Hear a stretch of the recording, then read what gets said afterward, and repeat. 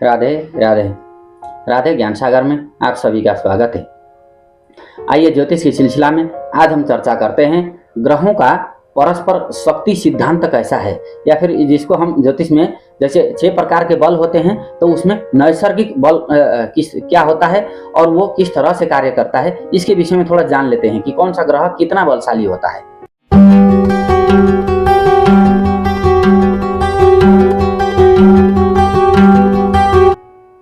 तो सर्वप्रथम जो शक्ति सिद्धांत है ज्योतिष में, नैसर्गिक शक्ति सिद्धांत जिसको हम कहते हैं, तो शनि जो ग्रह है वो सबसे कम बलशाली होता है। शनि से ज्यादा मंगल बलवान होता है, या फिर आप यूं हम भी समझ सकते हैं कि शनि से दुगुना बल मंगल का होता है कुंडली में। इसी प्रकार से मंगल से दुगुना बल बुध लेकर के आता है, और बुध से ज्यादा बलशाली गुरु ग्रह होते हैं, बृहस्पति ग्रह, जो कि देवताओं के भी पूजनीय हैं और हमारे जीवन के लिए बहुत सारे सुख सुविधाएं, प्रोस्पेरिटी को लाने वाले भी गुरु ग्रह ही माने जाते हैं। इसी प्रकार से गुरु से ज्यादा शुक्र बलशाली होते हैं। शुक्र से भी अधिक बलशाली चंद्रमा होते हैं, जिनको कि 9 ग्रहों की संज्ञा में रानी का दर्जा दिया गया है, या फिर यदि अगर कोई समिति बनती है जैसे अध्यक्ष उपाध्यक्ष सदस्य उसके जो बनते हैं, तो चंद्रमा की जो पदवी है वो उपाध्यक्ष की पदवी है।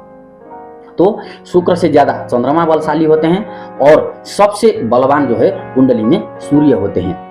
इसीलिए हम लोग कहते हैं कि किसी भी व्यक्ति को यदि अगर जीवन में बहुत सारी सुख सुविधाएं चाहिए, सरकारी राज्य सरकार का लाभ लेना है, माता पिता की जो है उनका भी पैतृक संपत्ति का भी लाभ लेना है, उनका आशीर्वाद लेना है, और जीवन में बहुत सारे उन्नति यदि अगर करना है, तो हमेशा सूर्य भगवान को नियमित सुबह उठ करके सूर्य भगवान को जल देना चाहिए।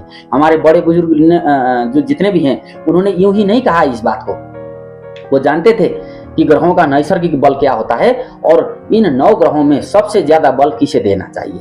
इसीलिए भले ही कुंडली में सूर्य भगवान की स्थिति अच्छी हो या फिर खराब हो तो जाहिर सी बात है कि सूर्य भगवान को जल नियमित देना चाहिए। और जिनकी कुंडली में सूर्य ग्रह की स्थिति अच्छी है, बलशाली है, तो ऐसे लोगों को भी नियमित सुबह उठ करके उगते हुए सूर्य को तांबे के लोटे में जल, थोड़ा सा लाल कुमकुम, लाल पुष्प या फिर संतरी कलर का पुष्प, सूर्य भगवान का जो रंग कलर है वो संतरी कलर है, डाल करके और दूर्वा डाल करके और थोड़ा सा पानी का कलर चेंज करके उनको विधिवत सूर्य भगवान को अर्घ्य देना चाहिए। और सूर्य भगवान के 12 नामों का उच्चारण करना चाहिए, उन नामों को याद करके भगवान को प्रणाम कर लेना चाहिए।